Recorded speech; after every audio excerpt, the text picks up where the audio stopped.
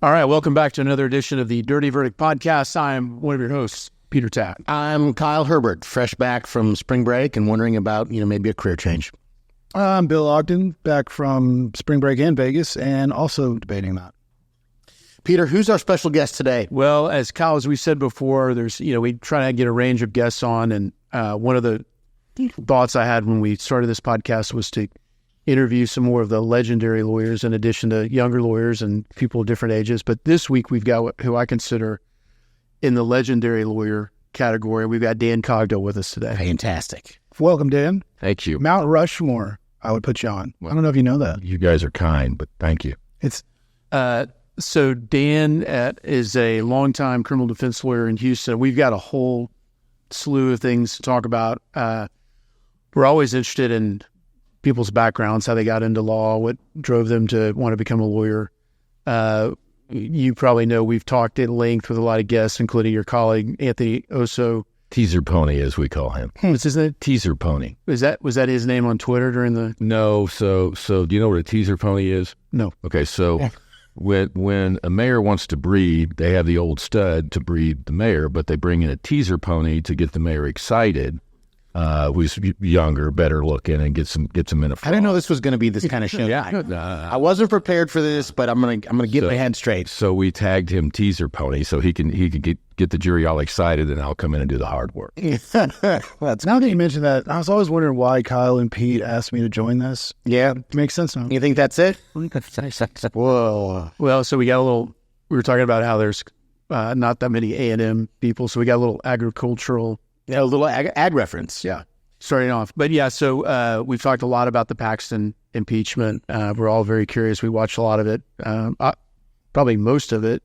which, of course, you were a key part of that. And then, we've interviewed Ken Schaefer, who I know we talked at length with him about Racehorse Haynes, who I know you worked with. So we're all we'll probably just go all over the place. Knock yourself out. I want to start with something that's a little kind of inside baseball, and it's recent news.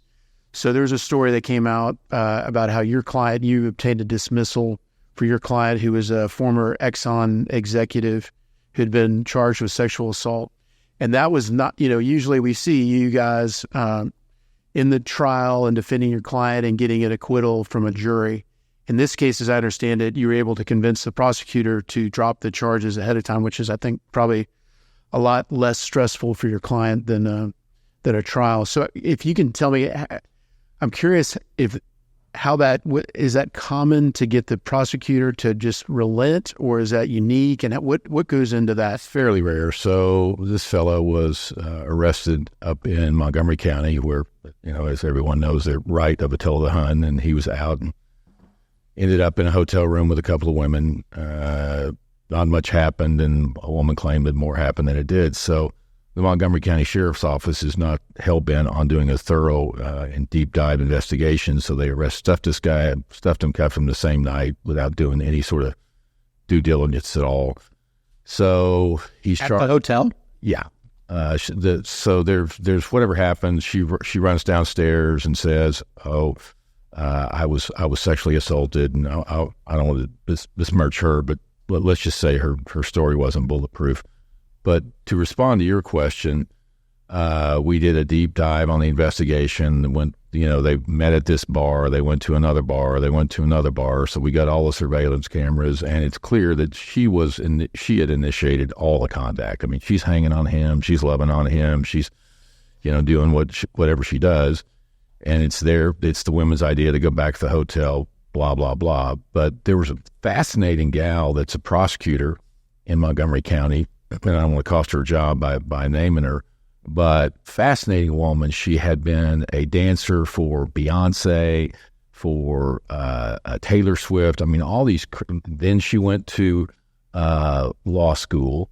Then she was a prosecutor at the Manhattan District Attorney's Office in Manhattan, and then she ends up in MoCo, which is not the resume you expect. Maybe Manhattan, Kansas. Exactly. But it turns out her dad was a homicide guy here in Houston, and she always wanted to come back. And very thoughtful woman who took a long, hard look, and we did what you would do under those circumstances, prepare a grand jury investigation, have clips from the from the surveillance camera showing this and showing that. And, she allowed us to put on a pretty good presentation that the grand jury considered, and he was no bill. He should have been no bill. The tragedy for him is he's probably top 10 in Exxon's chain of command. And of course he was fired. In the woke community that we live in, they just instantly fired him. And then there's no telling how much money that cost him. I mean, just tens of millions of dollars for a bad arrest. And there's nothing to do about that. But the answer to your question is, yeah, that's pretty unusual, for sure. But, we did the work and did the due diligence and had a prosecutor that was, reasonable and thoughtful and fair. So it worked out to the extent that the charges never, that he was no bill, but it didn't work out to the extent that he's lost, a ton of money. Losing your job is a lot better than going to jail, though. Depending upon the jail, depending upon the job. Yeah. Fair. So that kind of brings up another topic. As you may know, we interviewed Sean Tier and Kim Ogg and released those episodes prior to the election with the hopes that it would help educate some people and get to know those candidates a little bit better so they can make an informed vote on that. You obviously had a dog in that fight, and because Mr. Tier is working for you currently. Well, work is a rather elastic word in this context, but yes, he receives a paycheck. Yeah. One of the things that at least Sean talked about was that really good prosecutors in Houston were going to Montgomery County or Fort Bend, right, surrounding counties. And that made me think, was that something with that prosecutor you were dealing with? You feel like no, she was there independently, but to Sean's point, under Kim's boss hog, as we like to call her, under Kim's reign, they've had good prosecutors just flee. They're going to Fort Bend, they're going to Montgomery, they're going to Galveston. And look, I liked Kim historically. I voted for her. I gave her money the first time around.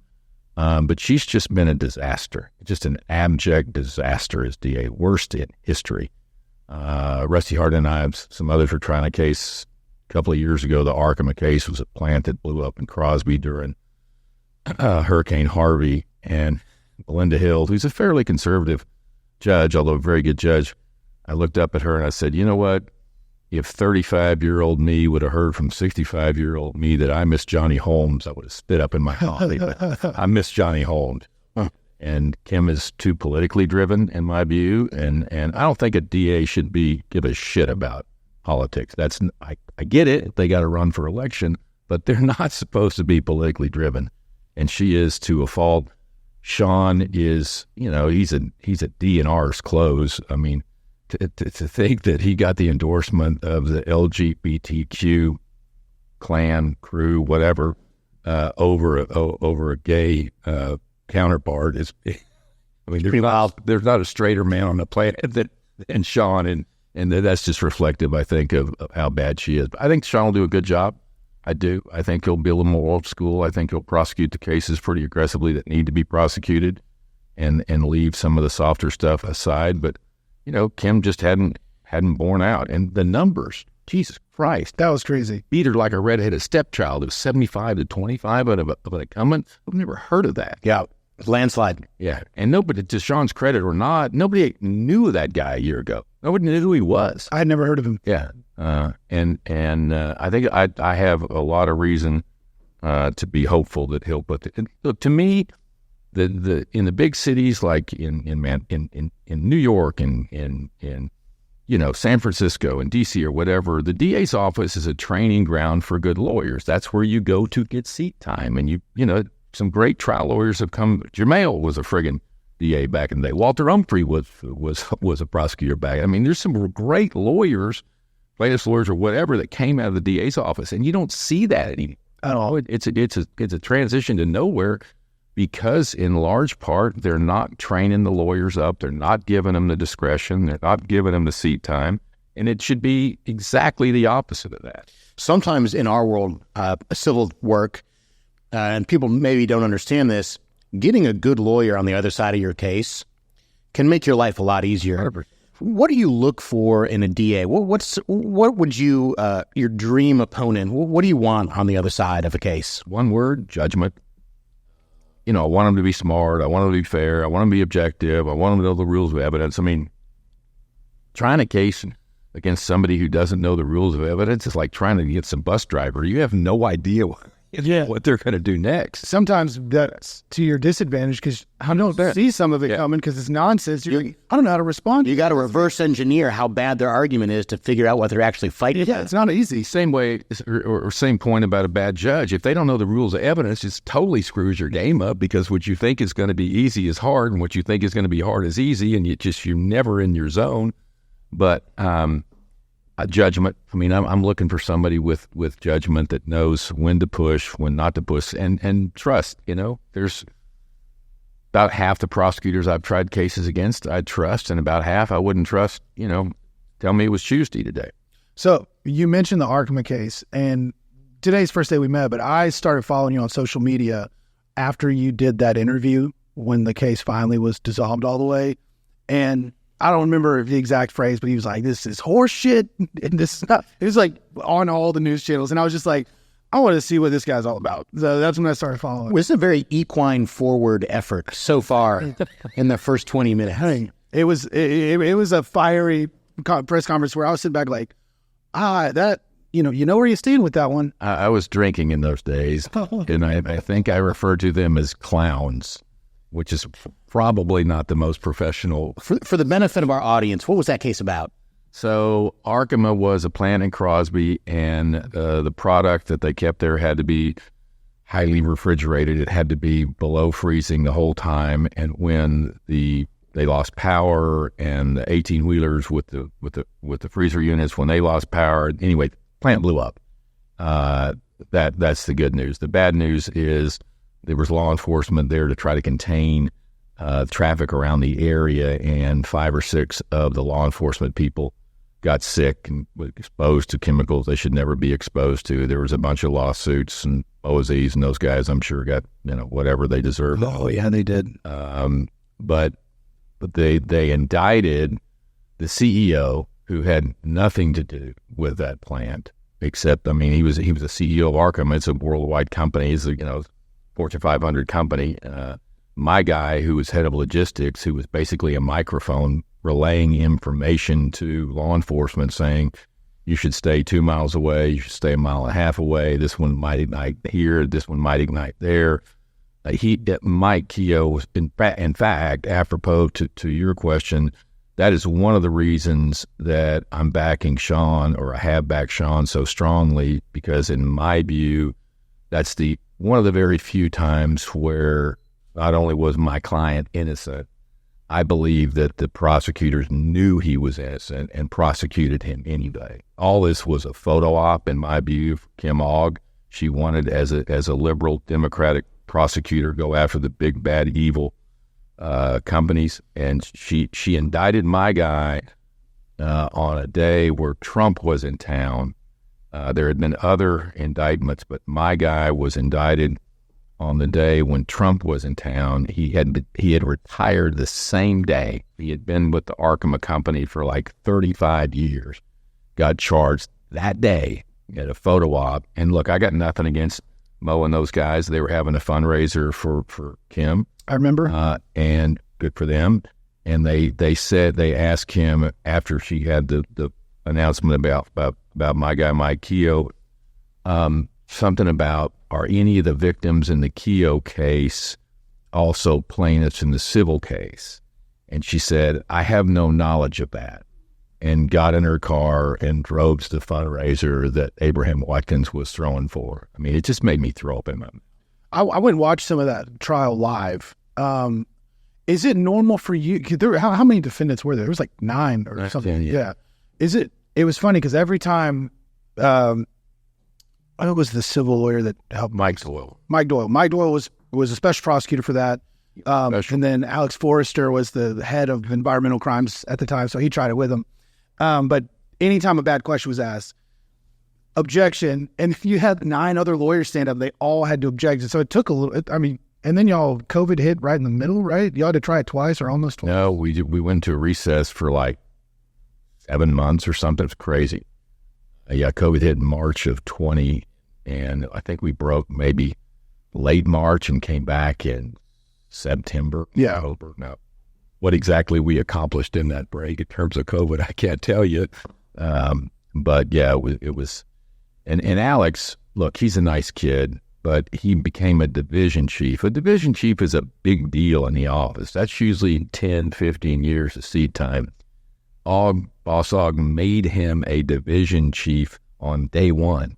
He'd been like a 2-3 year lawyer, but his parents had made a substantial campaign contribution, and he became the division chief. That's just not how it's supposed to go. I didn't know that. Yeah. He and I visited during that same time because I was heavily involved in the ITC fire. Okay. And so he was kind of, And he's a nice kid. yeah. I found him nice, but I also saw him have to take the stand.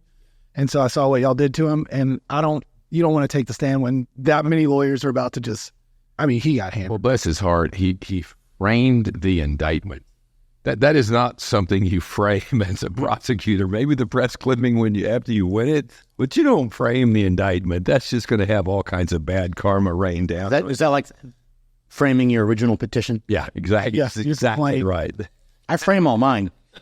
None are on the wall yet. So what was the outcome? Jury dismissed. Yeah. Fairly quickly. Wasn't anything quick about it. Like I say, we were in trial for 2 or 3 months. Came back for another couple of months, but there was at the very end, which you saw. I called Alex to the stand and asked him. I said, "Do you believe beyond a reasonable doubt that my client's guilty?" And he said, I don't know how to answer that. I said, well, I do. You need to dismiss this case. And Mike Doyle, look, Mike and I do not get along. Oh, really? I can't emphasize that with enough asterisks or enough exclamation points. He always says nice things about you when I'm around him. I doubt that. Never met him. I had dinner with him like 2 weeks ago. The Democratic Party now in Harris County. I knew that, but I just personally haven't run into him. And the other guy, Grant Harvey, I love Grant, a lovely guy. But I just thought that the case became about winning for Doyle. How did Doyle end up with that job? That's what I was going to ask. I don't know the answer to that question. I know that he's heavily involved in Democratic politics, and Kim was the it girl for Democratic politics with Lena for 15 minutes, and maybe the connection started that way. And Mike's a competent guy. Whatever bag I have on him, he's a smart guy, very successful guy, very successful, and pretty tactical. But I just think the case became all about winning. We should let our staff know we need to book Mike Doyle so he can come on and tell us nice stuff about you. He will not say nice stuff about me, but even better, he's not supposed to. But we could talk about all the amazing stuff you've done, which we will. Before we get too far down that trail, where are you from? Where'd you grow up? Well, you could make an argument I never grew up, but But where were you born? I was born in beautiful Enid, Oklahoma. Oh, gorgeous. Where? Yeah, Enid, Oklahoma. Enid. Where's that? Lovely part of central Oklahoma. Isn't Darrell Royal or something from Enid? I think he is. Yeah. And then my dad worked for Texaco, so I went to 6 different elementary schools. And I'm at Borger, Pampa, Lubbock. I mean, all the beautiful places. Mm-hmm. And then we came here when I was in the 6th grade on the west side. Went to Stratford High School, as did Teaser Pony. Long legacy of great lawyering out there. And then went off Spartans. Andrew Luck, I believe. Andrew Luck. My daughters are going to go there.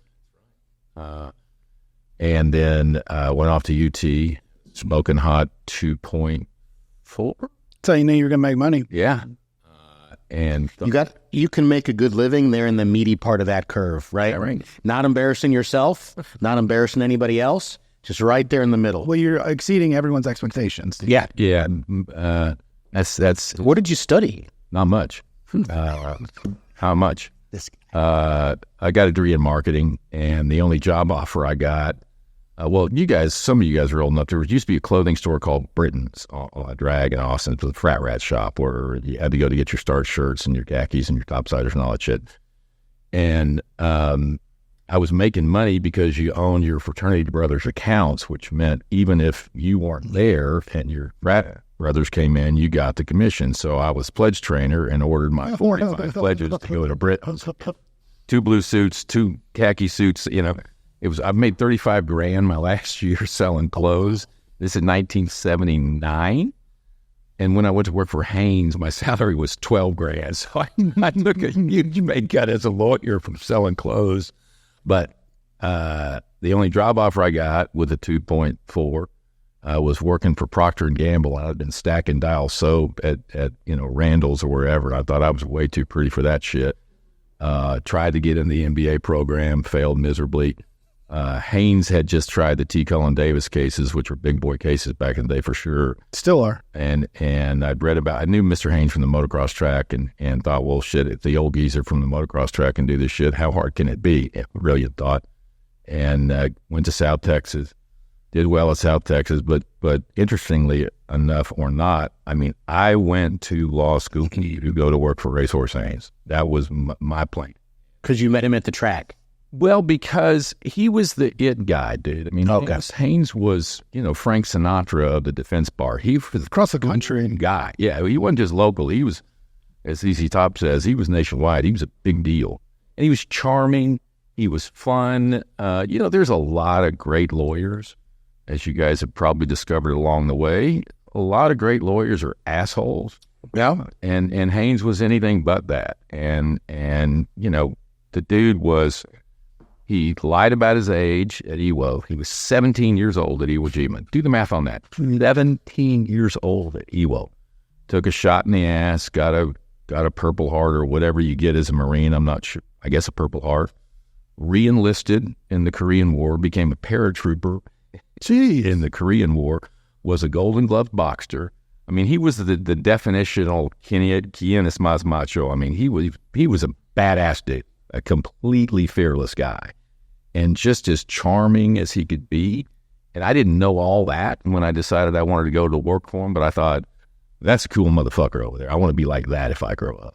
And whatever I am, at least the good part of it, is in large part being able to work for Haynes. He was a friggin' master. There's a myth out there, and I learned about it when I got to law school. My criminal law teacher told it. But the myth is, they tell the story that Racehorse cattle prodded himself in trial. And then one of my good friends who worked for you at the time, like 7 years later, was like, no. Dan Cogdell is the one that got hit with the cattle prod in front of the jury. I was like, really? And so that's true. That is true. So one of my predecessors was a guy named Mike Ramsey, who's passed, but Mike was a real deal lawyer. He's also sure he represented, among others, Ken Lay. I mean, Mike was a brilliant lawyer. He was from Channelview, and he famously said that God made Channelview so people in Pasadena would have something to look down upon. But he and Haynes were trying some banditos, I think, that were charged with rape and with mutilation, because they had raped the sheriff's daughter supposedly, and they had hung her in a crucifix position and nailed her hands to the cross. And like for real? For real. And the proof on the rape was pretty thin, but she has the scars in her hand that were corroborative of nails. She had the stigmata. Yeah, exactly. And legend has it that Ramsey, who was trying to get a pay raise, volunteered to have his hand shot up with pain medication and have Haynes nail the nails, Ramsey's hand to the banister during final argument. I think that was just bullshit, but that was the story, right? So the slave ranch case, which is what you're talking about with the cattle prod, our heroes had tape recorded some torture sessions. So it's a long-winded story. They were in the Cedar Keychain area, actually Mountain Home. They own like 1,200 acres in Mountain Home. God knows what that property's worth. Yeah. So they were land rich and dirt poor. And so they survived by selling wooden keychains like at gas stations and stuff. Jesus loves me, and they wouldn't burn. That's big business. The cedar keychain moguls, I know. Yeah. And unsurprisingly, they had a hard time keeping talent making a cedar keychain. So they induced these folks to come to work for them with the offer of free room and board. And once you get really good at making the cedar keychains, then we're going to start you on money. It didn't exactly work out that way. So the transients, who were the volunteers, decided to leave sort of one at a time, and they exercised just a little bit of self-help, and they kept him there with handcuffs and chains and stuff. Allegedly, maybe. Allegedly. No, allegedly. That's happened. Okay, So, okay. So this one... Were these like, who were these people that were... Transients. Were Transients. Homeless people. Okay, transients. And transients. Yeah. Got it. So they tape recorded this one-eyed drifter, and as I argued in final argument, Henry Lee Lucas gave one-eyed drifters a bad name in Texas. Anyway, they tortured him with a cattle prod. He was hung in a crucifix theme between two trees, and they hit him with a cattle prod. And he eventually... Nothing fun like this ever happens in West U where we live. It's just not religious enough. That's right. And they kept the torture tapes, and there's hours of them. I still have them, and it's just the most horrible stuff. You say he died? Huh? He died? Oh, yeah. What was the cause of death? Well, that's where the cattle prod comes in. So there was the medical examiner named Vincent DeMaio from Bexar County, and this is in 1986. The height of the cedar keychain market. Exactly. And DeMaio looks... Oh, I forgot. I blew the lead. After he passed away, they burned his body on a pile of cedar rubble while they played, wait for it, Johnny Cash's Ring of Fire. I'm not making any of this up. Videotaped on? They didn't have videos like that in 1986, but they tape recorded the torture sessions. And anyway, DeMaio looked at this piece of charred human bone. The Rangers came in and found this in the torture tapes and the cattle prod and what was left of the Anthony Bates fella. Or Henry Lee Lucas, whatever he was. And in 1986, he looked at this piece of charred human bone and said, cause of death is a heart attack brought about by electrical stimulation, which is utter bullshit. You can't say that in a year or 2024, much less in 1986. Especially from a bone. Yeah, so it fell upon us to prove that he was bullshit. And one of the side notes, we're getting ready for trial, and these tapes, I came home, Cogdell versus Cogdell 1, and played them, and it's just... I mean, hours, just terrible. And my then wife looks up and she goes, "You gonna defend these people?" Hell yeah, isn't it great? No, it's not great. You're sick. So anyway, I asked Haynes. I said, "Haynes, how are we going to do with these tapes, dude? They're terrible." And he said, "We're gonna make them play those fucking tapes every single day. By the end of this trial, they're going to be desensitized to them, and we're going to make them, they're going to be sick of them." And every day we made them play the tapes. And the first 2 or 3 days, it was just horrible. But 2 or 3 weeks in, oh yeah, now he's going to say, fuck my mother, right? So Haynes was going to cross-examine DeMaio, but I told you he became a paratrooper, and he had kind of a trick shoulder. So we're in his office. And he said, "Man, how bad can a cattle prod be?" Well, I'm kind of straight out of the frat house, and cattle prod was used frequently back in those days. I've been hit with one.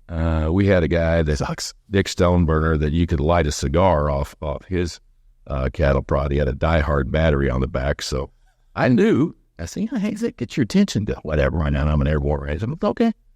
And so he shocks himself, and he threw his arm at his socket. And we had to call the ambulance, and Haynes went off. So it fell upon me to be the guy who shocked himself with cattle prod. And hold on, I got to back up here. So your boss shocks the hell out of himself, goes to the hospital. Did he shock himself, or did... No, he shocked himself. Okay, I was going to say, did somebody else get him with it? Shocked himself. And you thought to yourself, next man up, I'm going to do this. Absolutely. He's got 2 good shoulders at the time. Well, and I was bucking for a raise. You had to get from 12 grand to 35, and there's only one way to do that. I still have the clipping on my wall that says defense attorney turns cattle prod on himself, in the cattle prod's frame. But even at Richard's funeral, Dr. Young at Second Baptist said, "A lawyer so committed to his clients, he shocked himself with a cattle prod." And my wife is looking at me because I'm going to do the eulogy, and she's like, "You bet." I'm like, "There's no way I'm going to out Haynes. That is not going to happen." How'd it feel? You got used to it. I remember I felt it. If you're listening to this podcast, I want to encourage you to watch it so you can see the look in this man's eyes as he says, You get used to it with all sincerity. And also, I may add, we don't encourage anyone to shock themselves with a cattle prod. But we are looking for sponsors. Any cattle prod companies out there? Lay a couple on the table. Try this at home. Oh, my God. Yeah, I got shocked. It's just like anything else. The apprehension of it is usually worse than the reality of it. So, I mean, I literally stayed awake for weeks shocking myself with a cattle prod. Oh, you worked your way in. Oh, absolutely. It wasn't just a night before. Hey, no, I can do it. Can you toggle the voltage on it to start low and then work up? That's binary. Okay. Yeah. I mean, I could look like Uncle Fester, man. I need a bit of light bulb in my mouth. Did they? I hope to Jesus they acquitted these lunatics. Actually, here's the really fun part. So, Haynes and I were defending Junior. So there was Walter Wesley Ellerbach Sr. I'm sorry, we were defending Sr. There was Walter Wesley Ellerbach Sr., my client with Haynes, and Walter Wesley Ellerbach Jr., and then Carlton Robert, a couple of other words. So Junior was the guy that did all the torturing, right? Senior was just kind of present, and we're arguing, the son did it, and should have managed it, should have supervised a little better, but it was son. So we got probation for our guy, right? Wow. And I'm such an asshole, and this is so reflective of the world-class asshole, at least that I was. Maybe I've got it. So Junior gets 15 years, maybe 10, whatever. Back in those days, 10 or 15 years was 18, 24 months, right? Wow. So Junior goes off to camp, and he comes back, and I'm going through Cogdell versus Cogdell 1, and I want to have a party or two. So I have a party in this house, and it's, we're playing whatever you played in 1987. A lot of hair band. Yeah, police and, cars and shit like, anyway. And about 1 o'clock in the morning, we've been serving margaritas from Molinas all night, but there was one guy serving the margaritas in a white coat that I had brought in special to serve the Kappas and the Thetas and the Pi Phis, their margaritas, and then we switched to the torture tapes. The room lights up with these horrible sounds and all these Kappa Theta Pi. What is that? Oh, I forget. That guy in the white coat that's serving you the margaritas, so that is Walter Wesley Ellerbach Jr. He did a little trip. And everybody's mortified. We cleared the room. Oh, it did not take long to clear the room. Think theta. Yeah. That's what I say. Yeah. Jesus. Another. It's already top that shit. We're not going to try it. That's horrifying. Another big case you were involved with was the Branch Davidian, and I think at least I have. Have y'all seen the show where Yes. is it Paul Giamatti that plays? No, it's Gio Ribisi. Okay. Giovanni Ribisi. Yeah. Okay. I get those guys confused a little bit. So your role in that, how are you hired and brought into that? So Dick DeGuerin, who's he's one of my heroes, a legendary lawyer for sure. During the siege, he was looking for anybody with a bar card to defend these 85 people, right? Because the fire hadn't happened and they're still all alive. And a trial with 85 people or whatever variant of 85 people, it's going to take years. It's not going to take months. It's going to take years.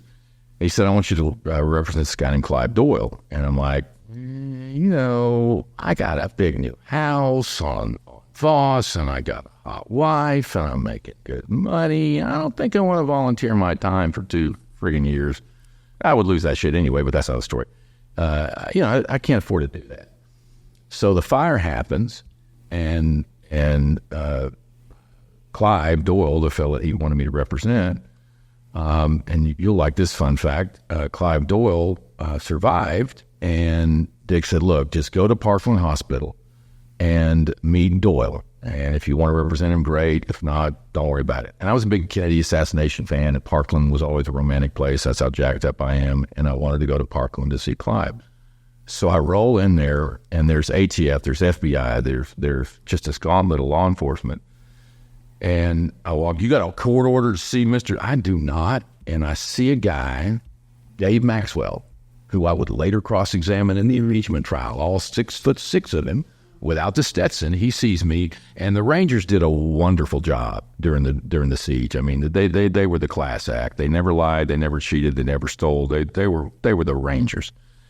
but I had represented a friend of Dave's, so he knew who I was, and he sees me being jacked up by Parkland police or whatever it was. And he said, "You want to see Mr. Doyle, Mr. Cogdell?" I said, "I do, Ranger." And right this way. And he puts this guy against the wall.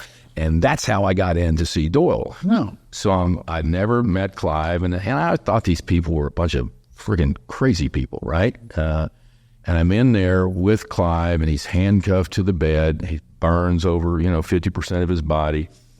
And, being a Branch Davidian was like being a Catholic to y'all, or the Episcopal. That was the religion he'd grown up in. His parents were Davidians, and it was just as normal as, Tuesday to him. But while we're in there, the screen crawl was listing, because this was only 2 days after the fire, and the screen crawl was listing who had perished in the fire, and he learned in real time when I'm in there with him that his daughter had died. And, I'm like, "Suck, dude, you want a lawyer? You got a lawyer." Because I thought to myself, if I can't volunteer my time to represent this dude, what the hell? Yeah. I mean, he didn't know an AR-15 from a BB gun. He was a complete believer in Koresh and Messiah and all that crap. But that was as normal as, the whale and Jonah to him. That was just, how it was. And he was an odd dude, for sure. There were 11 or 12 on trial. There were 3 acquitted of everything. Clive was one of the 3, but he was the only one that didn't have an immigration hold. Yeah, I was going to say they deported him. Yeah, they did. Yeah, they deported the others, but which meant that because I got to be friends with the marshals during the trial, and so when he gets acquitted, the marshal comes up and he goes, "You want Doyle to come out the front door?" I'm like, "Fucking hell, I want Doyle to come out the front door. This is the best PR I'll ever get in my life." And we walked Clive over to the saloon where we would have the victory party. And Clive just kept saying, "I want to thank God and David Koresh for this verdict. I want to thank God and David Koresh for this." And after 15 or 20, Glenn Levitt's flash of water, twist of lemon, I grabbed the microphone and I said, "I really appreciate my client's faith and his commitment. But I just called the State Bar of Texas, and neither God nor David Koresh's license. I'd like a little credit for this verdict." Probably shouldn't have said that either. Oh, that's great. But it was one of the most positive experiences in my life because the government in that case was absolutely out of control. Oh, yeah. It was on video. I believe that the FBI knew. In fact, I know they knew there was a significant risk of the Davidians setting the house on fire once the tanks penetrated the interior of the house, because they said they were going to set the house on fire, because the only thing a tank driver is afraid of, other than being parked at Tony Busby in front of Tony Busby's house, is fire. And so once they penetrated the house, they were throwing Molotov cocktails at the tank, which is great, except you're in the middle of friggin' nowhere with 45-mile-an-hour winds. Sir, not the middle of nowhere, very close to Waco, which is a place that everybody here loves. Very. We find a time during every show to just shit on Waco at some point, or Baylor. Have you been to what The silos? Yes, he has. It's unbelievable. It's amazing. I told him after I came back, I was like, "Well, you guys have to check it out. You wouldn't think you're in Waco." Chip, Joanna, if you're listening. Yeah. So I'm there a couple of years ago, and it was $12 for an iced tea. $12 and this kid in the Baylor shirt and, happy face and all that shit. I said, But the booze is real cheap there because the demand is so low. I said, "Son, if somebody would have told me 25, 30 years ago I was going to be paying $12 for an iced tea in Baylor, I'd have kissed their ass." But more importantly, one of the greatest experiences of my life, because not only did I get to stand for something that mattered, I got to learn from legendary lawyers. I mean, from Mike DeGuerin, from Jerry Morris, from Jeff Kearney, from Tim Evans, it was just the opportunity of a lifetime. And I always said we were a garage band when we started, because we really didn't know each other, but we were a fucking symphony by the time we finished. There's a lot of younger. Yeah. Because my first year law school, I went to law school with one of Rocket's daughters, and he came when we hit that in the casebook. He came and talked about it, and he went through it all. And he was like, "Yeah, it was. We didn't realize at the time that we were going to be the level of the guys we were looking up to when we were all pushing paper back then." Did you figure out who killed Kennedy? I did not. No. So back to that Waco thing. So there was a lot of arguments with the judge. Did you feel like y'all kind of came? I don't know what's true, in TV or whatever. It was very true. So Walter Smith was as pro-prosecution of a judge. What county was the case tried in? Tried in San Antonio. So we had to change of venue from Waco to San Antonio. Oh, okay. These are federal though, right? Yeah. And Smith was very pro-prosecution. And that ruled in pretrial that we didn't have the right to argue self-defense. It's like they're invading our house with tanks. Yeah, it's the easy weekend. Nobody knocked. They just knocked down the fence and gunned all the dogs down. Step one. He finally came around and was a little more flexible. But the very first time, which is kind of accurately depicted in the series, I roll in. I had just finished trying a DWI the day before in Houston, and I was one of the first guys that carried a laptop to the courtroom, right? So I don't want to carry all my files around. That was pretty fashion forward back in those days.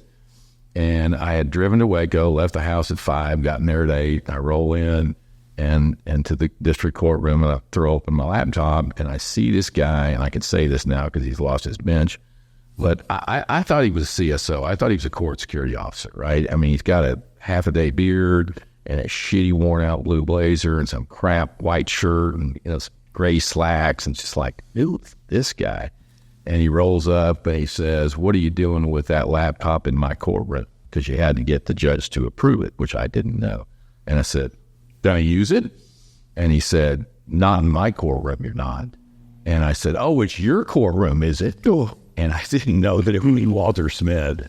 Yeah, that's how it started and pretty much how it ended with Walter. Yeah, we got into it several times. Now they sort of they take it to a little extreme and say I shot the bird, and I didn't. I thought about it, but no, I never shot the bird at his honor. Did you get to meet the actors or participate in the production at all? I didn't participate, but I was up there, so I didn't even know they were making this one. They'd done a documentary with me on it 2 or 3 years before, but I didn't know they were shooting this series. And I get an email from Giovanni Ribisi, and I never heard Giovanni Ribisi, and it turns out he's a pretty damn good actor. Yeah, very good. I didn't know who he was. And so, Dan, my name's Giovanni Ribisi. I'm going to play you in this series. I'm a little intimidated in playing you because you used to be such a good-looking man. You mind if we Zoom together? And I'm like, yeah, motherfucker. So I see him on Zoom the next day. Hey, it's honored to meet you. Used to be motherfucker. Used to be. Read the hot really, man. But they had shot the first episode without Gio and I ever having met, and then I flew to Santa Fe. And the first episode, he didn't really get me down very much, and I'm kind of apologetic, and I'm a little timid, and that's, for better or for worse, that ain't me. But after we spent some time together, he was much more accurate in terms of, but it was, I mean, I didn't get paid a penny. Like I insisted that they give me a director's chair with my name on it. That's what I got out of the deal. But it was just so weird watching that, right? Being there when some guy's playing you in a trial, and it was cool, but it was like I was back on drugs. It's like, how is this shit happening? So were it's been a year or so since I saw it. It was a smaller group of defendants. Was that how it was in real life? No. So they only had, they had somebody playing me, a guy named Doug Tinker, and Doug Tinker never looked anywhere as good as this guy, the guy with gray hair, kind of a handsome guy. And Doug looked like Santa Claus on a weight gain program. He was not a handsome man, but a lawyer. And then Rocket, they had a guy playing Rocket, and they had a guy playing Joe Turner. And one of the scenes that's true that everybody always asks me about is we got fan mail during the trial, right? And it was either fan mail or hate mail, and it was like all the First Amendment people were way to go, evil government, and everybody else would go to hell. You people are worse than Davidians. And I'd keep about half of the fan mail, and I let about half of it go. And I got a letter from a guy named Tim McVeigh. I thought you were going to say, oh, really? Absolutely. And the name stuck with me because when I was a paper boy at out off Derry Ashford in Memorial, where I grew up, my paper route manager was a guy named Tim McVeigh, right? I thought, well, that's another Tim McVeigh. Obviously not that Tim McVeigh. So I kept about half of them, and I threw about half of them away. Didn't think much more about it. And then a year later, on April 19th, when the day of the fire, I'm in trial in Melinda Harmon's court, federal court here, and some suits bust in the door, right? And I'm thinking, that's a little forward. Right? And you hear this, Mr. Cogdell approach the bench. I'm like, shit, man, I'm late on my taxes, but they're getting... I'll pay the penalties. And so these FBI agents come up and like, if you talk to your client, and again, he was the only one that stayed in the country and didn't get deported after he was acquitted, right? And they said, have you talked to your client? I said, about what? Well, the Murrah building just blew up. I'm like, holy shit, because that's where Byron Sage and some other heavyweights that were with the FBI, that's their offices were in the Murrah building in Oklahoma City. That's why McVeigh blew it up on April 19th. And I'm like, holy shit. I'm like, there is no way my guy did that. There's no possible way he did that. Well, we think he did. I'm like, there's no way. And then McVeigh was arrested pretty quickly, like within a couple of days after the event. And I called up that agent, Mike, yeah, might have something for you. Oh, really? And, but I had thrown it away. So, you know, there were 2 or 3 U.S. reps that got those weird letters like the day before that warned of the Oklahoma City thing. Right. And I think everybody reported them to the Secret Service or the FBI, except for 2 or 3 of them that kept it secret, but then sent their copy of the letters to the NRA.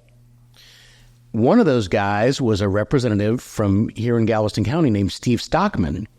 And he sent me a letter when I was in high school, and I have it framed on my wall because not only is he famous for that, I believe he's the only twice impeached member of the House of Reps for the same, I don't know if impeached is the right word, removed from office for the same crime that he committed twice, which was campaign finance fraud.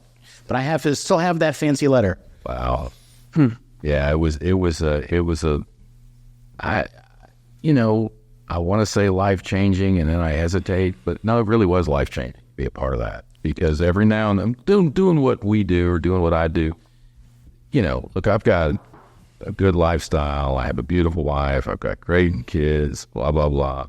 But it's a hard fucking gig, right? I mean, you're representing people that a lot of times you don't want anything to do with. The judges are against you, the jury hates you.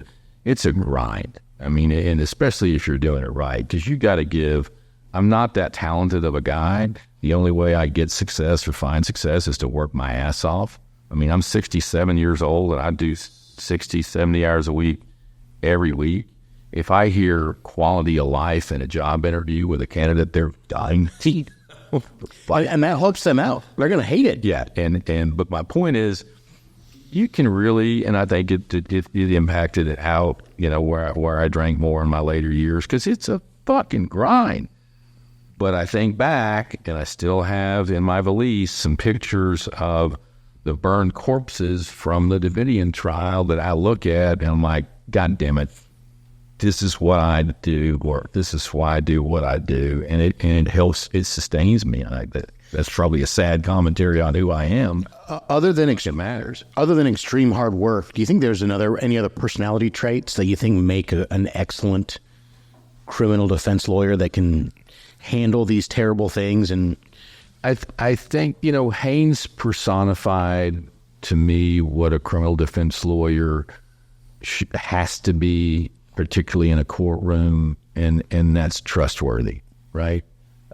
Because if they don't come in, juries come in, they're going to like the prosecutor more than you. Judges come in, they're going to like the prosecutor more than you. Far more often than not, they got way more facts than you got, right? And whatever your defense is, whether it's tearing down their case or building your own or a combination of both, a jury has to trust you. It doesn't matter how talented you are.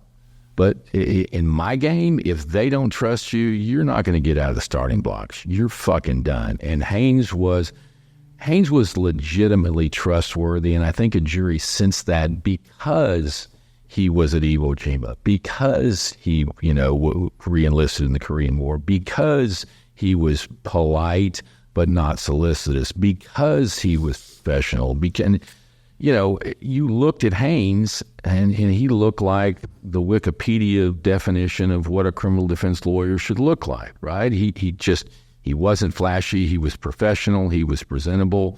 Wore the Wednesday watch, as he called it, the Rolex. But other than that, not a flashy guy. His personality was charming, but not overwhelming, right? And you see, like, very successful plaintiffs lawyers, Busby or whomever, that they have these big, huge, dominate the room personalities, which works well in that racket. But I don't think you can do that in the crowd. I don't think you can overwhelm a crowd with your charm, or you should, as a criminal defense lawyer, because you're going to come across as a hustler, and that's not what you need as a criminal defense lawyer. I hope I answered your question. You absolutely did. On big cases like the Davidians or Enron or all the ones you do you get them typically at the starting blocks, or do you get brought in late just for the trials if somebody has one? Just depends.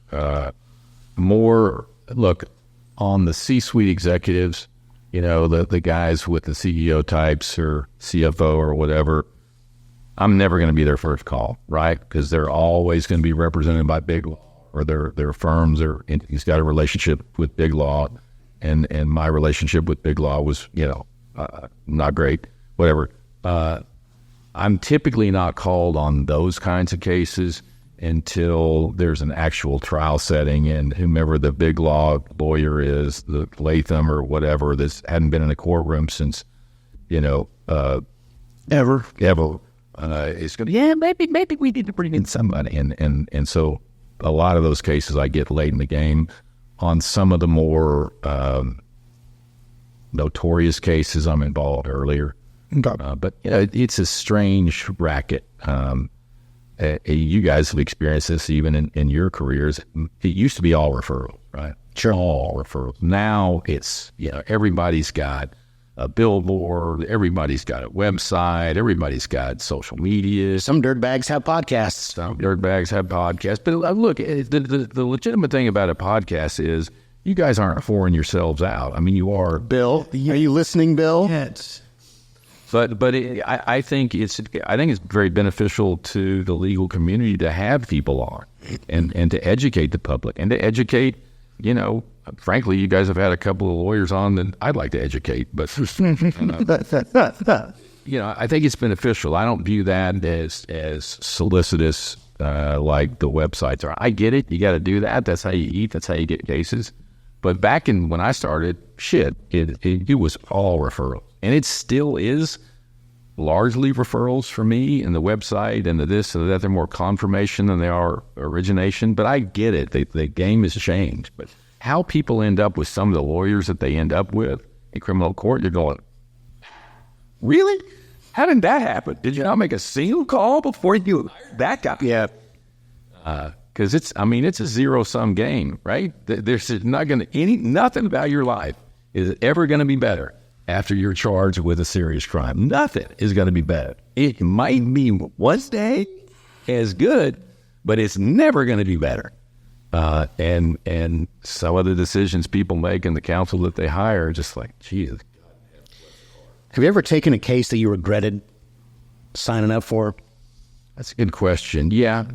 But not in terms of the morals of it or the guilty or innocent aspect of it, just because the client was such an overbearing asshole, and I'm used to that. But it was. You're not talking about Ken Paxton, are you? Not talking about Ken Paxton, who wouldn't follow my advice. That's what drives me nuts. Sure. And I had a guy. We tried the case, lost it. Her name is Mazan, who I really like in Sherman. And it's a pretty big case, lost it, flipped it because of jury misconduct, which is just incredibly rare. Self-disclosed by Judge Mazan that the bailiff gave a false jury instruction to the jury, right? And Amos Mazan is probably the only federal judge I know that said, you know what? You guys need to know this. I mean, maybe another federal judge that would have said that. Yeah. So we get it reversed, and client had 20 years of exposure. The government offers 90 days. He's not probation eligible. Here, really big. 90 days, you're not even going to miss the spring game yet. And, you know, that's the sort of stuff where, look, it's the client's decision, obviously, but the frustration of it is I've been doing this for 40 years, and I've got all the money that I'm ever going to get from you. I'm not going to get any more or any less.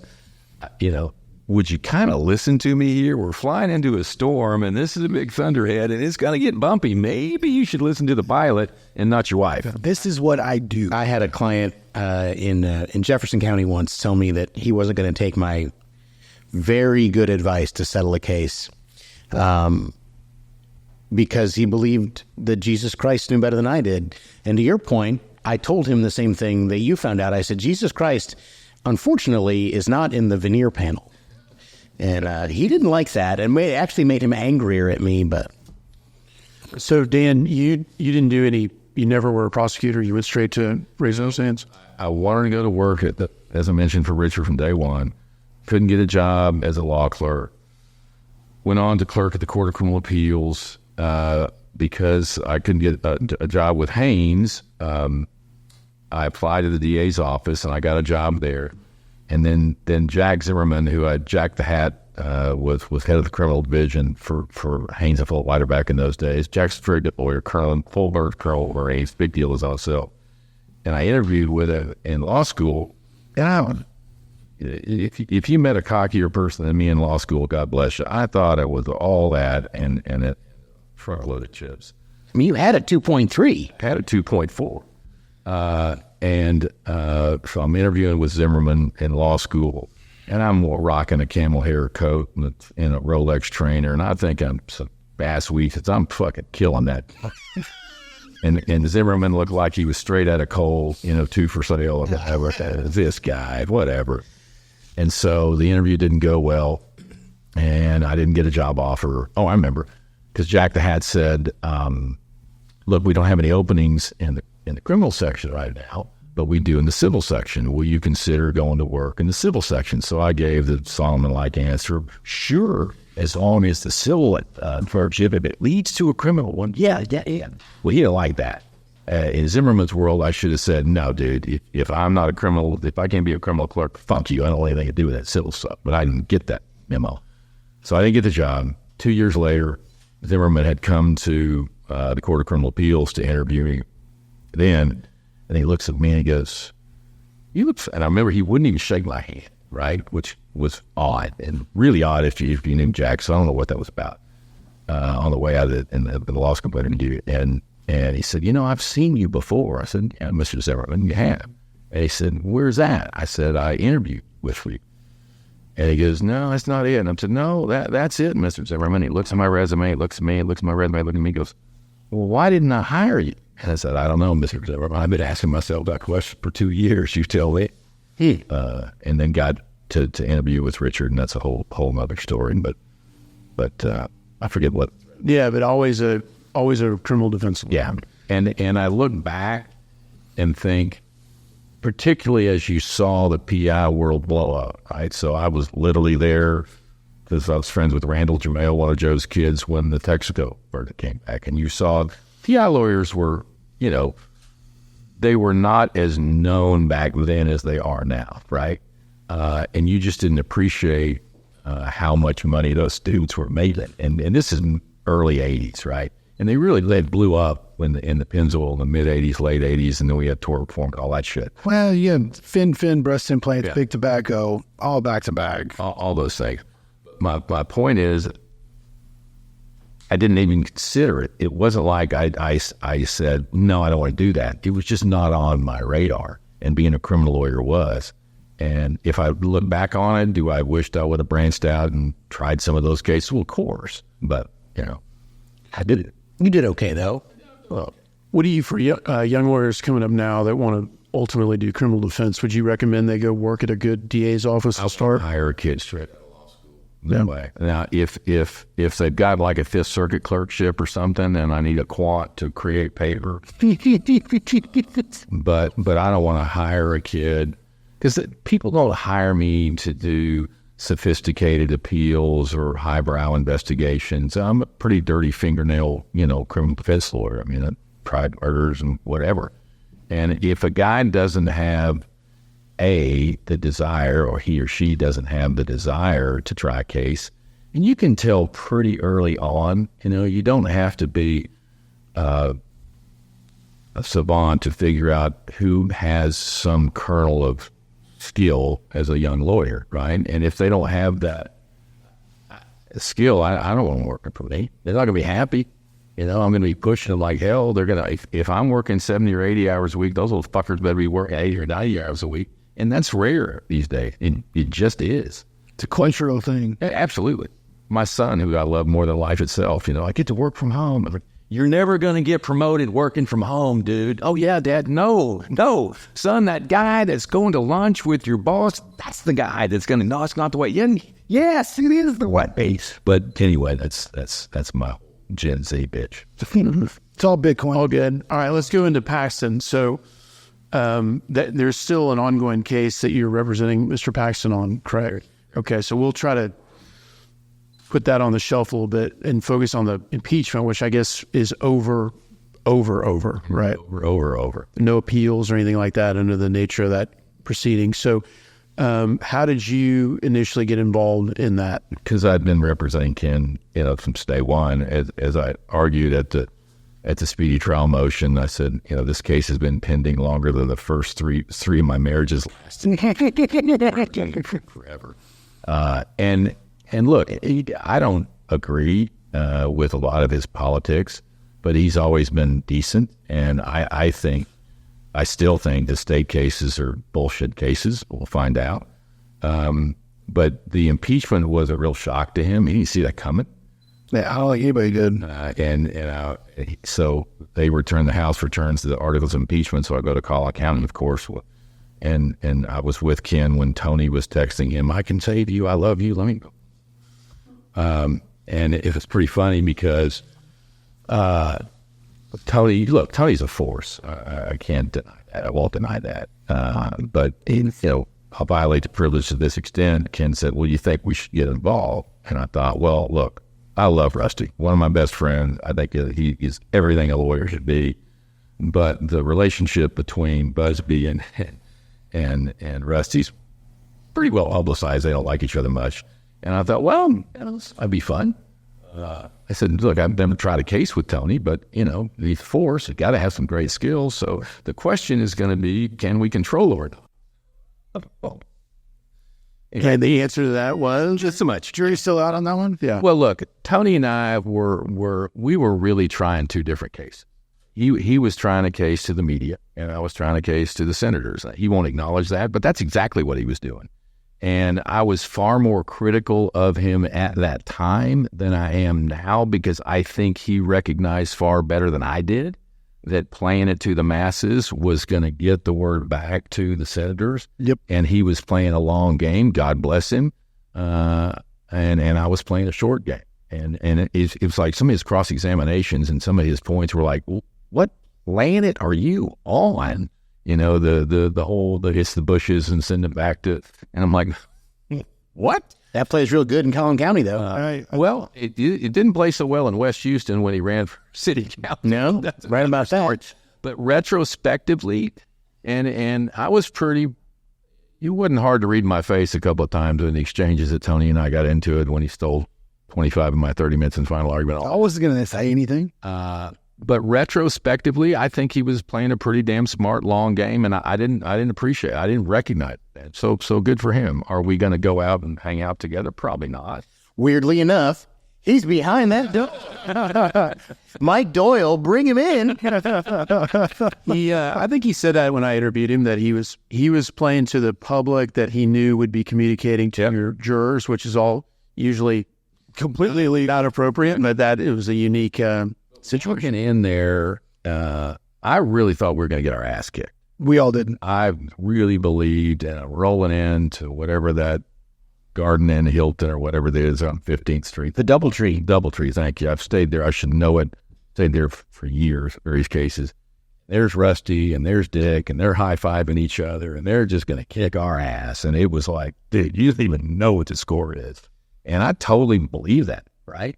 Because I thought the House had done a credible investigation. And they hadn't done bullshit, right? They had relied upon triple hearsay and conclusions, and they hadn't interviewed critical witnesses. I mean, it hadn't even tried. But I didn't know all that because it's trial by discovery, and we're getting shit at the last minute. But I really thought we were going to get our ass kicked. And it was only, maybe the first week into it when you started to see cracks in their cases, like, damn, we got a chance.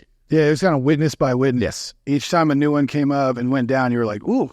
And it was hard to get on the same page because we would meet, and I'm real miserly of my time in trial. I don't like I don't drink anymore. I don't like sitting down and, okay, well, let's talk about this witness. And it's like, no, you're going to do this witness. I'm going to do this witness. I'm going back to my hole. You do whatever you want, but I don't have time to schmooze. And so Tony and really none of us, we didn't really connect at night because it was trial by fire, and we didn't really have enough time to be really strategic about, well, I'm going to cover these points, so I'll save something for you with this witness. We didn't have time to do it. So it was odd in that sense because I kind of pride myself on not necessarily being a leader, but being part of a cohesive team where I can rely on somebody to do something and somebody else to do something, and likewise. So it was odd in that sense, but the first day, and I listened to part of Tony's part with y'all, and I ran out of time, but he said it. When you walk in there, I've never been in this building. Right. And you walk in there, and there's all the senators and all the portraits and all of this and all of that and all the cameras, and it's like, holy shit, what have I gotten myself into? But as the trial wore on, it was pretty clear that we had some running room. I'll jump to the end. So on the Friday night before we got the verdict, we got word that about half the senators went home and about half of them stayed to continue to deliberate. Well, they only needed one guilty, right? And that was enough to remove Paxton from office. And I'm thinking, oh, shit. They got the one. Everybody else is going home. The rest of them are just brownie points. We're screwed. They were all going home to fundraise. Yeah. I went to bed thinking, God damn it. The only thing worse than losing is losing on the front page of every paper in the country. Yeah. And I had to start another trial that Monday. It turned out to be a 3-month trial in Dallas, a federal trial. So I go thinking we're going to get the verdict on Saturday, and I go to the Spin Cycle Laundromat on Ben White in Austin, and it's nothing but me and the homeless people there at 5 o'clock in the morning, right? And I'm washing my dirty socks and my dirty underwear, and I'm just, God damn it, we're just rushed. Oh my God. And Rusty, I talked to them because they always hung out at the chili party when I stopped in there. I'm like, you guys are going to kick our, yeah. So the next day we got word, we go back over there. But when I saw Joan Huffman vote not guilty on the second or the third, I thought, oh shit, we do have a chance. But right. The deliberation or the reading of the verdict for each one of them voting individually on 20 to whatever it was, that took longer than my first marriage. It was stressful, and we were trying to just keep count. Right. Yeah, it was Saturday morning, and I was on a separate text string with some of the guys involved, and they had a similar thing. I think there was some concern. Y'all didn't think y'all had slam dunk won it. Well, of course, Buzzy, I knew we'd won it. I'm like, no, okay. But I definitely, when we got there, thought we were losing, for sure. And part of the reason was Tony's team was so aggressive about saying they don't have any evidence, they don't have any evidence, they don't have any evidence.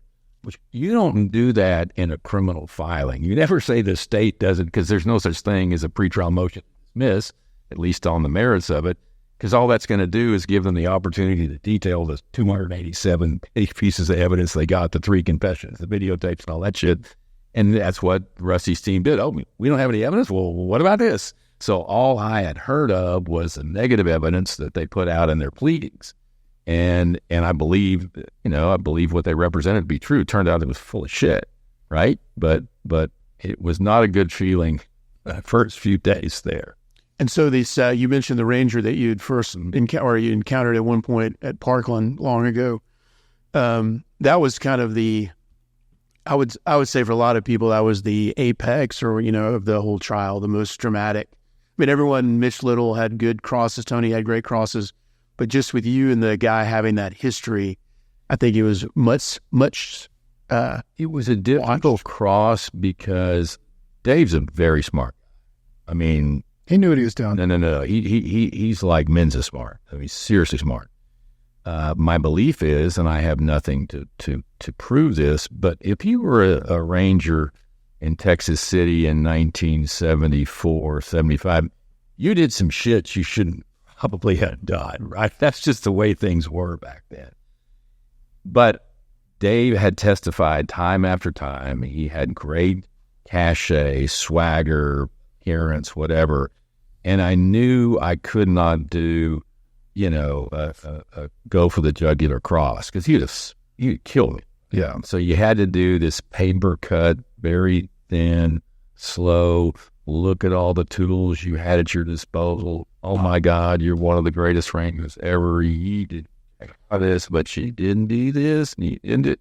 And I part of my cross failed because I was supposed to do the following witness, which I set Maxwell up to be impeached by another witness that followed him, but the team made the decision to have another lawyer cross that guy. So I felt like it was only about 50% effective because I didn't have a chance to impeach Maxwell through this other witness. But it was. I don't generally get too anxious in trial anymore. I do before trial. I get real wired up before trial. Yeah. But once the gate drops, it's like, okay, let's go. But cross-examining Maxwell, I lost some serious sleep for that. A, because he's David friggin' Maxwell, and B, the social media shit with all these morons saying Cogdell's an idiot, he doesn't know what he's doing. And I don't listen to that stuff, but my wife is, look what this lawyer said. I don't want to know what this lawyer said about me, honey. Stop.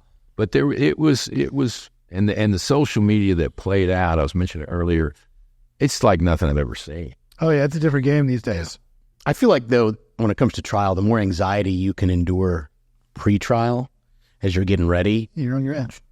once you're in there and the gun battle has started, you've done all, you've done all the bleeding and the sweating. So when you get in there, it frees you up to be less anxious. I'd never thought of it that way, but I think you're right. By the time my trials start, it's kind of like, I'm as ready as I'm ever going to be. Sure. I'm never going to be this ready again, even though if I had another 6 months, I think I'd be more ready, but it is what it is. Let's go.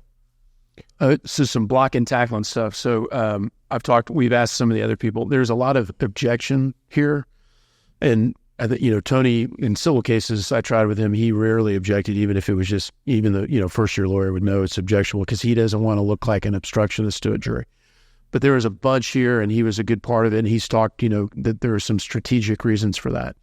As far as normal criminal cases, are there usually that many? Or is it a lot of objections like that? Yes, but it also depends upon the type of case you're trying. I mean, if you're trying a case to win it, you want to be a nicer guy and more strategic about your cases. Sometimes you're just trying a case to flip it, or when you object to everything. But you also have to keep in mind that from a practical standpoint, the prisoner's first claim is that you were ineffective. The most common complaint about ineffectiveness is that you didn't object or appropriately object. So you're kind of motivated on the ass end about what's an appellate lawyer, what's Randy Schaefer going to say in the writ about me failing to object. It doesn't bother me to object as much as it did.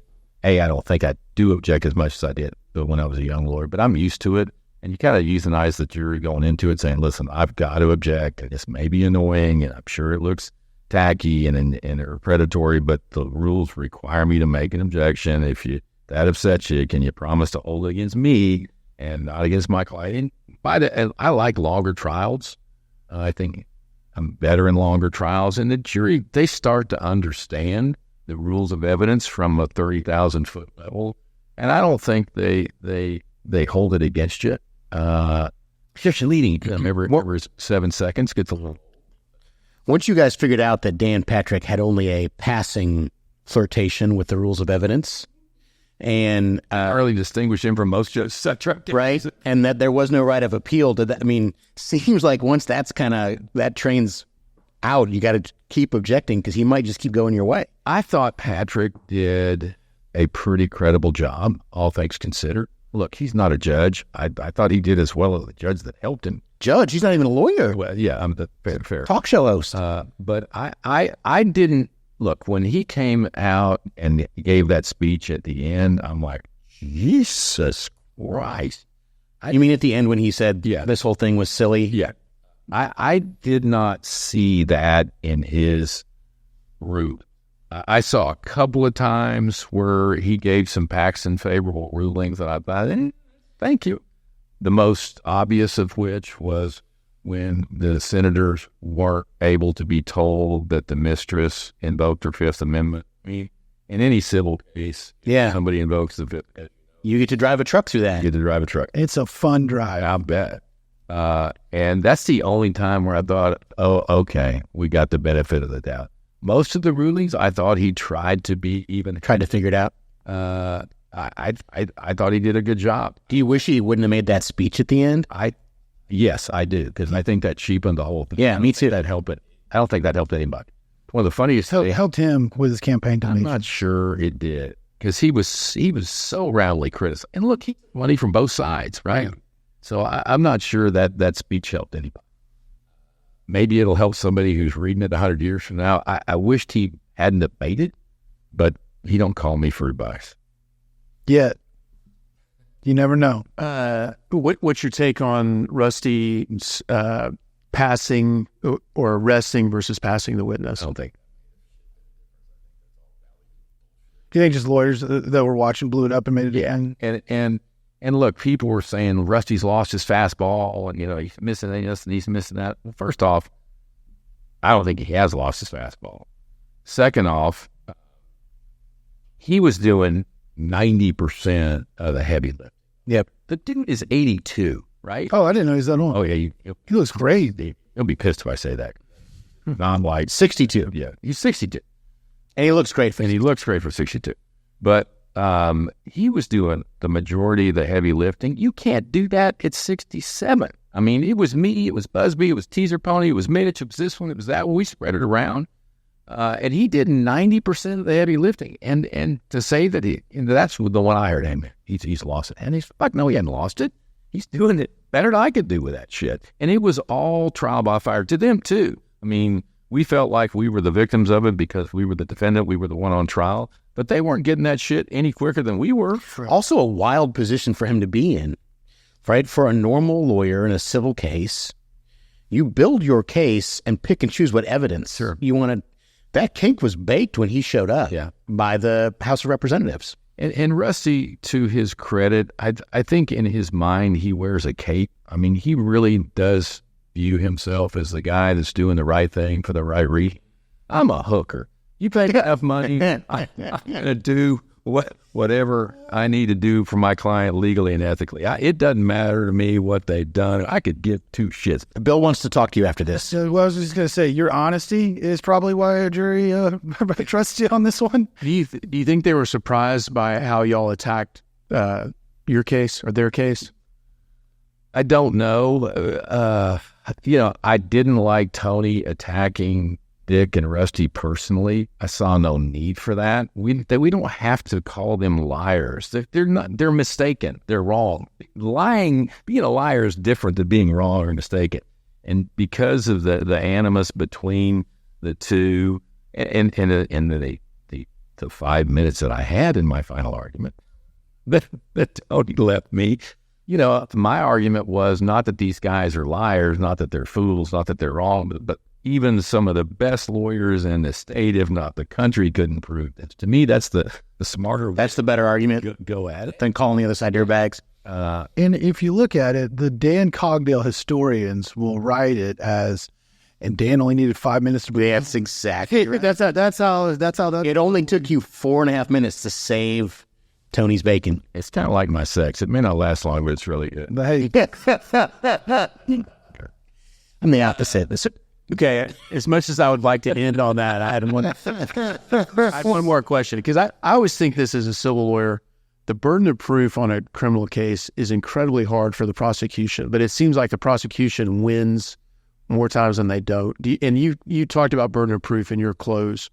Is that something in a normal criminal case that you really hammer with the jury, that how high that standard is for the opponent? You argue it, but I think the burden of proof is bullshit. First off, in a state case, they're not given a definition of what the burden of proof is. Right? Mm-hmm. The burden of proof, and beyond a reasonable doubt, rather in federal cases, is the state must eliminate the all doubt except for the type of what is the definition? A reasonable doubt is the kind of doubt that could cause a person to hesitate to act in the most important of their daily affairs. Right? Hesitate to act in the most important of their daily affairs. Well, you can give all kinds of analogies and final argument in federal court about, well, if the witness that you saw testify was a pilot on a Southwest flight that you got on, would you hesitate to get on that flight? If that witness was the veterinarian where you took your dog, would you hesitate to have that? Whatever, right? We don't give a definition of beyond reasonable doubt in state. So it's bullshit. It's whatever a jury says it is, which means it's kind of wide open for the prosecution. I don't, in most cases, place a lot of faith in, they're going to find a reasonable doubt. I just don't think they do. I think they're either convinced or they're not, and you have to give them something more than a generic, they didn't prove it beyond a reasonable doubt. In this case, I thought the jury was a little more sophisticated, or was a lot more sophisticated. I mean, more than half of them are lawyers. They know the difference between preponderance. They know the difference between clear and convincing. They know the difference. So in this case, that is the impeachment case, I argued the standard or the quantum more than I would in the normal case, because I think they got it. And I also wanted to telegraph in my own inarticulate way, hey, look, you can tell your constituents that, you thought he was a terrible human being, but you had a reasonable doubt. Right. So one of the biggest things, though, is before the trial started, it wasn't political at all. There was no politics involved. And then now it's an impeachment trial. It doesn't get any more political. That's like going to the men's club and say, can you believe they showed titties in? What should we expect? It's the definition. I didn't think there'd be naked people here. I thought this was a gentleman's club. It's stakes. For gentlemen. It says gentlemen on the sign. That's pretty wild. Okay. Well, you guys have anything else? Dan's been very generous with his time. No, that was fantastic. I was just going to say, I think it's, kismet, because last night I was reading Joe Jamel's book, which I read a couple times just because I like the way he talks about developing damages. But I think in the first chapter, he says that he was at the Harris County DA's office for a very brief period of time. A couple of years. And he says that the last case he tried, and you're going to love how this all comes together, was a fella, I think, who had a clinic in the Heights, who was arrested for molesting a horse. And that was like the last case that he tried. And he said, I've seen everything I need to see here at the DA's office. I'm going to leave these ponies behind. I can go do something else. So many references. So the word of the day, the term of the day is teasing pony? Teaser pony. Teaser pony. Okay. It's great. That's why we do this, so that we can educate. Also known as Bill. Yeah. Yeah, Bill. You're going to steal that name. 100%. Self-appointed teaser pony, Bill Ogden. 100%. Bill, that was fantastic. Thanks so much for joining us. So, let's see, Dan, where can they find you online, even though it's referrals are the name of the game? Yeah, it's Cogdell Law Firm. This is a website, and just Google Dan Cogdell, Cogdell. I'm easy to find. Hard to get rid of, but easy to find. Excellent. And you can find me at Coma Mediation, Kyle at Kyle Herbert Trial Law, and Bill at Fair and Ball. And you can find Amanda Orr, who's one of our sponsors and facilitators at Orr Strategy Group, and Josh Bellon at chaostheory.digital. And then if you'd like to follow, you can follow us on Spotify, Apple Podcasts, iTunes, Instagram, and well, can we still do it on TikTok? Well, yeah, By the time this goes out, has been banned. We actually, well, it's hot. yeah, we sold Bill to the Chinese. They're picking him up next week. Yeah. So we actually are going to get TikTok for a little bit longer. Yeah, Bill, find out how you say teaser pony. Yeah, I was just Hey, I'm was just actually gonna Singaporean, Senator. Is that I'm going to tell everybody that asks me questions. I was just about to try and do teaser pony in a Chinese accent. Oh, yeah. Would have got it. Amanda would have cut it. Well, she's the only reason we haven't already been canceled. We would have gotten doxxed. All right, with that, we will leave you and bid you a good night. Thank you. That was a good one. Appreciate it very much. My pleasure.